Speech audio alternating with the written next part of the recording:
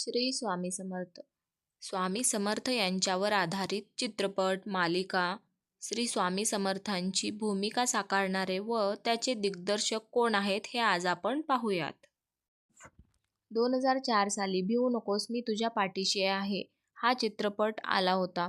त्यात श्री स्वामी समर्थांची भूमिका राहुल सोलापूरकर यांनी साकारली व त्या चित्रपटाचे दिग्दर्शक राजेश लिंबकर.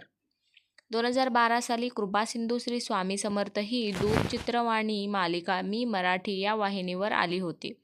स्वामी समर्थांची भूमिका श्री प्रफुल्ल सामंत यांनी साकारली व दिग्दर्शक नितीन प्रकाश तळपदे हे होते. त्यानंतर 2015 साली देऊळ बंद हा चित्रपट निघाला. त्यात स्वामी समर्थांची भूमिका मोहन जोशी यांनी साकारली व त्याचे दिग्दर्शक प्रवीण तरडे व प्रणित कुलकर्णी हे होते.